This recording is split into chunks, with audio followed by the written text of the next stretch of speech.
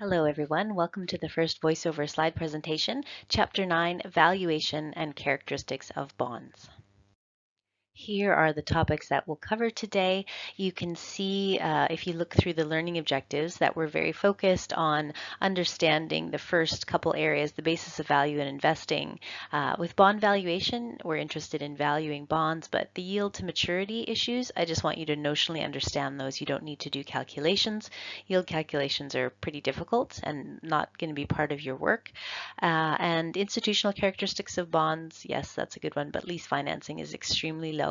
Again, just having an understanding of the leasing option and how that works because it is like a loan effectively. So let's get started. The basis for security values when it comes to, sorry, I'm just getting my thing here, with any security, whether it's shares or whether it's bonds, is that there is the future income from them. And as we mentioned when we had our seminar on Wednesday about equity valuation, there is both the stream of payments, which in the case of bonds is interest, and in the case of equity is dividends. And then there's the final payment in the case of bonds, where the face value comes back to you, the investor, and in the case of equity, when you sell your share and make a capital gain or loss on that sale, depending on the price that you purchased the share, and then the final selling price of that share. So different investors have different expectations of what they're going to need from that bond as far as a return, or from equity for that matter. That's why required rates of return and discount rates are so important to all of our calculations and valuation. So what this means effectively, because you guys have done time value of money and you understand that concept, if somebody has a higher required rate of return, they're not going to be willing to pay as much as somebody who has a lower required rate of return or is using a lower discount rate. So let's see how all this plays out. So when it comes to investing, the key thing that people are doing are trying to generate a return, right? Investors are trying to generate a return from the money that they're putting into whatever investment they're making. And remember, investors have the option of, putting it under their mattress, leaving it in a bank account, leaving it in a bank account that earns interest, so super safe and even insured, or moving it into, riskier opportunities from bonds, like federal government bonds, super not risky, all the way up to shares in emerging markets or shares of very small companies. So there's a whole risk continuum, and that's basically what we're trying to establish when we're trying to figure out what a security should be worth. What is the risk and what is the potential for the future payment? And therefore, that future payment, if we did a present value calculation on it, well, what would that be? What should investors pay for it today, considering the relative risk and that future payment, or future income streams plus a future payment in the case of bonds? So hopefully that's clear. Now, debt investors receive interest, and when we're trying to figure out the rate of return, here's our present value calculation ultimately. So the present value is equal to our future value divided by 1 plus the required rate of return. When we do calculations though for bond value, for present value, we're not going to use this formula. We're going to use the Excel formulas that you and I have used in class, and we're going to do PV calculations, right? We're going to calculate for the present value, or PV, so equals PV, and then we're going to figure out what the other variables are. So let's go through that. Okay, is the return. So let's talk a little bit about terminology. A bond issue represents the borrowing from many lenders at one time under a single agreement. And remember, that agreement is called an indenture, a trust indenture, or a master trust indenture. And that indenture includes information about how the investors will secure their investment. In other words, covenants are on the company, and the company agrees to certain covenants, which include maintaining certain ratios, not paying out dividends perhaps without the authorization of the bondholders, and also how they would participate in the dissolution of the company, which is with obviously a priority ranking. So most bonds are purchased by institutions, institutional investors such as banks and mutual funds. No big surprise there. They might have anywhere from 20 to 40% of their total portfolio in fixed income securities such as bonds. So that's who really buys a lot of bonds, because they need that low security part of their portfolio to make sure that part of their portfolio has a lot of integrity and isn't going to be affected by downturns in the market. So that's why so many buy them. And then the other buyer of bonds would be people who require a stream of income, like someone who is retired and wants to have regular income, or somebody who is disabled and wants to have regular income from their investments. So that's a typical bond purchaser. Now, bonds terms are the time from the present till the principal is to be returned, and the maturity or maturity date is the last day of that term. Bonds have a face value, as you remember from when we discussed it in class, of $1,000 unless otherwise stated, and they typically pay their interest every 6 months. So those are all bond norms that are important to recognize. And when a question doesn't state something, doesn't state the face value or doesn't state the rate of payment for the interest, you can assume the face value is $1,000 and the interest is paid every 6 months. So bonds are sold in primary and secondary markets, just like shares. So that is not anything new that you guys are used to that. I think that makes a lot of sense. And then as we discussed in class, sorry, I want to go back one here. It's giving me a hard time about doing that.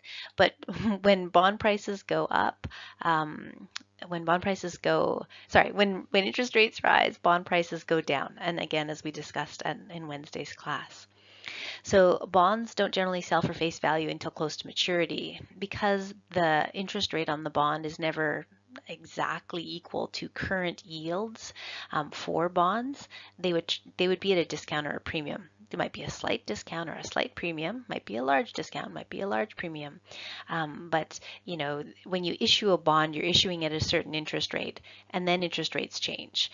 And so the likelihood of your interest rate on your bond being exactly equal to current yields is low because the world changes and interest rates are going up and down. However, when bonds are very close to maturity, they typically sell right around the $1,000 mark, which makes sense because all that's left really is that face value as far as what they're going to get. The interest has already been paid. There's no more interest to be received. And so you're going to get $1,000 and you're going to get it pretty soon. So the time value of money has less and less impact on that face value of that bond. When bonds are selling above their face value, we call that trading at a premium. And when they're selling below their face value of $1,000, they're trading at a discount.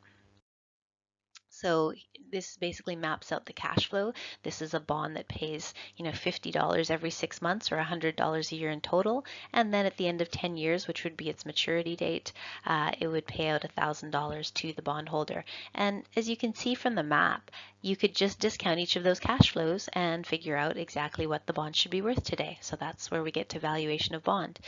We can do it a little more quickly by looking at the $100 as PMTs. We should actually look at them as $50 PMTs or payments every 6 months, and then the $1,000 being a future value of our calculation when we're calculating present value. So in practice, most bonds pay annually, and we have to keep that in mind. So what we're trying to do is calculate the present value of those interest payments plus the present value of that $1,000 at maturity. And what we do is we figure out the coupon rate, and the coupon rate tells us our PMT, right? We have to calculate the payments on interest. So we multiply the bond's face value of $1,000 by the interest rate to figure out what we're going to get paid every 6 months. Now, the current yield, that can be calculated by taking those annual interest payments divided by the bond's market price or current price. So that's actually a yield calculation that's easy to do. So current yield is pretty easy to calculate. I'd expect you guys to be able to calculate that. I'm not sure if I'm going to test for it or not. I can't remember if it's on the exam. I kind of doubt it. But if you do get it, it's basically interest payments, whatever they are per year, right? Because that's the annual return, divide by what you'd pay for the bond or the bond's market price. Now, yield to maturity is a way more complicated calculation, and I'm not going to have you do it, but let's take a look at it. So bond problems with a financial calculator. As we did in class, these are all the variables that we need to figure out, and they're all pretty straightforward. Let's just kind of walk through them. With N, we're usually dealing in 6-month periods. So take the number of years that are left between now and the maturity of the bond and multiply by 2 so that you're always working in ends or periods of 6 months. So that's always what you're aiming for when we're talking about bonds. The I is tricky. The I should be the current market yield. So what are the current expectations for bonds in the market? Not the coupon rate. So the coupon rate we use to calculate PMT, but the interest payment, but the I is actually what is the current market expectation? What is the required rate of return for an investor? So remember that that's a different number. And then PV is what we're usually trying to calculate. FV is $1,000, which is that face value, because that's what we're going to get is $1,000 at maturity at the end of all those 6-month periods. And then finally, the PMT is our coupon interest payment that we get every 6 months. Now, don't forget that when we're talking about cash flows, we have to think about, plus signs and minus signs. In this case, the investor, if you're calculating the present value of the bond, it's important to remember that you're going to get the face value, the $1,000 at maturity, and the PMTs. So both of those should be positive signs, or if you feel like doing negative, you can. But the point is that both of those are cash flows to you, the investor. So both of them should have positive signs. And then your PV, your price of your bond, is going to be negative because that's what you would pay for the bond, is that negative number. So here's an example here. The Emory Corporation issues an 8% 25-year bond 15 years ago. So there's 10 years left in the bond's life.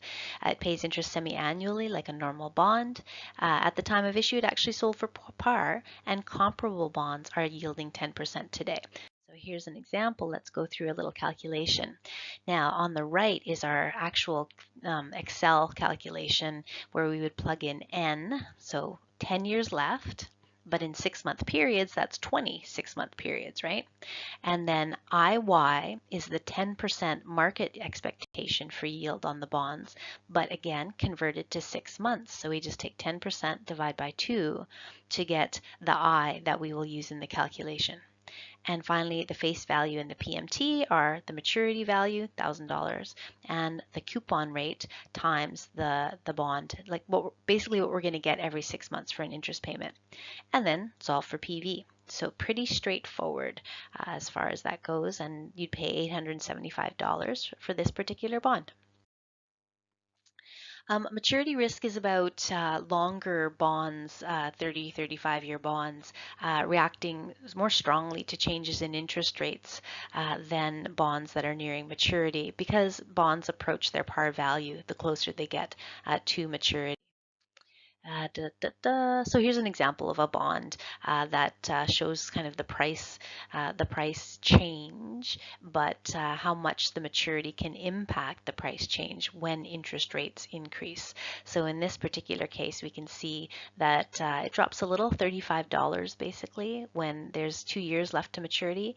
But if there's 10 years left to maturity, it drops $114, $115, all other things being equal. So that's why there is a greater maturity risk for longer term securities, as we saw when we talked about term structure of interest rates back in our session on Wednesday. So this is really complicated, and I am not going to make you do this. This is bond yield, and it's basically calculating what you're going to get on return from the bond. So, it's basically taking payments and future values and figuring out what I is on that particular bond. It basically you're solving for K, and it is fairly complicated. Again, this is not something you have to do. So feel free to do this and practice and play with it, but even in investment banking, very few people would do this calculation. It's a very small part of the investment market. It's very specific, and I don't expect you to have to do this in your career. Even if you're in finance, I wouldn't expect you to do this in your career. So I'm going to switch this one. I'm going to skip this one if that's okay. But if you have questions on it, you can always ask me. But I would never. Here's what the formula looks like. It's not that hard, but it's just not relevant.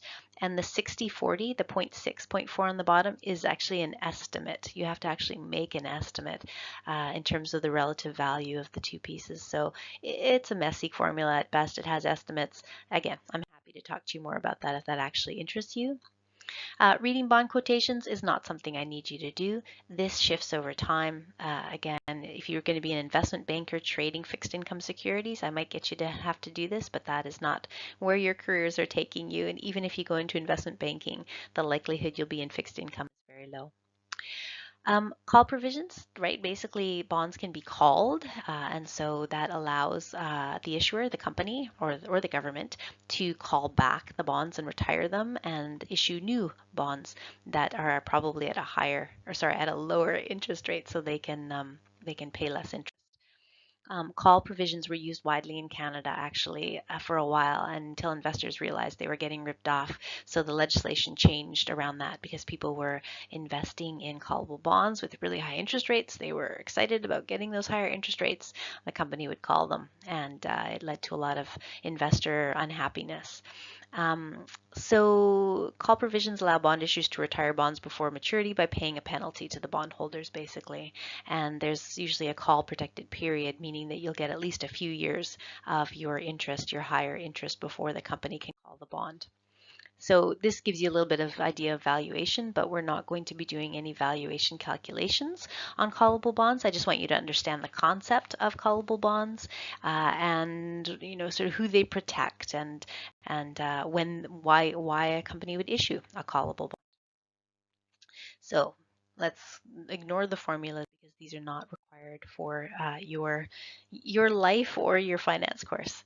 Um, so this is a call decisions. Some issues retire a portion of the bond periodically. Yeah. So what's a lot of what companies do with bonds is they issue, raise tens of millions of dollars by issuing a bond. Then when the bond matures, they reissue the same amount again, and they repay all of the existing bondholders with the money from the new issue of bonds. So there's a tendency to not ultimately repay the bonds, but just to keep them rolling by issuing new bonds to replace the old bonds. That's typically how companies use them, and I'm sure TELUS would fall into that as well. So some bondholders get nervous about the company's ability to refinance, right, and go out and issue those new bonds to cover the old bonds. So they require a sinking fund. They require the company to put money away in a separate fund so that should the company fail to reissue new bonds to cover the old bonds and pay them off, the bondholders would still have ready access to cash through the sinking fund that was established by the company. Sometimes bonds sell for far below their calculated values. That's because there's obviously a higher amount of risk. So we're talking about sort of risky bonds and junk bonds and things like that that do pay higher yields, but they're much higher risk. A bearer bond means that whoever's holding that bond gets the interest payments. You walk in with the bond, so to speak, bearing the bond, holding the bond, and you hand over the coupon and you get the interest payment. So that's a bearer bond. Registered bonds are registered to a certain person, and that interest payment is made directly to that person who is on the registry. So those are the two main types of bonds, and they're very different, as you can imagine. There's all sorts of kinds of bonds, right? Secured bonds and mortgage bonds have collateral. They have an asset associated with them. Debentures are unsecured and pay a higher rate of interest. Subordinated debentures are typically used by companies financing growth that only have access to a certain amount of debt. They can't really access debentures and they don't have assets. So technology companies might hold subordinated debentures. They typically act like equity, and in Canada, we actually count them as equity in our ratio calculations because they're very high interest rate, usually double digits, in fact, around 20%. 15 to 22% wouldn't be unusual for a subordinated debenture when you include all the fees. That's not necessarily the interest rate, but there's interest rate, fees, sweeps, there's all these things that happen with subordinated debentures. So you guys won't find that at TELUS. I can't see TELUS taking on that kind of high risk, high interest debt, except for if it was in a subsidiary where that made sense. You guys can issue stock, which has a similar sort of risk profile and a similar cost. And with debentures, you have to pay the interest, right, as opposed to stocks where you pay or don't pay the dividends. And then junk bonds, obviously issued by the risky companies and paying high interest. Convertible bonds can be converted to a number of shares whenever the bondholder wants before an expiry date. So there's normally a period of time where they can convert over the bond into common shares of the company, and the number of shares is known at the issue of the bond. So there's no going up, going down as far as the number of shares. The bond is issued with an understanding of how each bond will translate into an exact number of shares. And so the share price is set 15 to 30% higher than the share price when the bond is issued. So the share price has to rise in order for a bondholder to be interested in converting their bond over to shares, right? It has to go up. Say the bond is set at a conversion price of 30%, well, the share price is going to have to go up 30% plus before it would make sense for the bondholder to convert it over to common shares. And there's generally an expiry date on the convertibility. It might last for the entire length of the bond, but it might also have a shorter expiry date for convertibility. So it might be 5 years that it's convertible for, and then another 5 years where the convertibility is gone and it's now just a regular bond if it hasn't been converted. Bond ratings issue default risk. There's DBRS, or Dominion Bond Rating Service, and S&P. So those are the two that do bond ratings in Canada. They evaluate and assess each bond, right? It is about the company, but it's about the company at that moment, and it's about that particular bond issue. What's happening in terms of collateral? What is the relative interest rate? So each bond issue is rated separately. So it's not a company thing. It's based on the company, but it's per bond issue that bonds are rated. Here are the ratings for DBRS and S&P. You can see they use the same rating scale. And they generally end up in the same area, especially for companies like TELUS. Some companies in the lower areas, double B, triple B, getting into the B level, are very hard to value, and DBRS and S&P might deviate, but generally they're on track, particularly for the higher rated companies and government. So ratings are important because they're the primary risk of default, right? And so institutional investors generally have policies that prevent them from buying junk bonds. So, a pension fund may not be able to buy junk bonds based on their own internal policies because they're just too risky. And the point of their fixed income investing is to have security for the principal and be generating income, even if it's low, from that principal. So, junk bonds are generally for speculators as opposed to institutional investors. And here you can see, yield spreads. We talked about that quite a bit on Wednesday, so I'm not going to go into this anymore, other than, the yield spreads get tighter when we talk about recessions, right? And you guys saw that in the graphs. This isn't a particularly good graph on this slide. The ones from Wednesday are actually better. So indentures, remember we talked about master trust indentures, or bond indentures.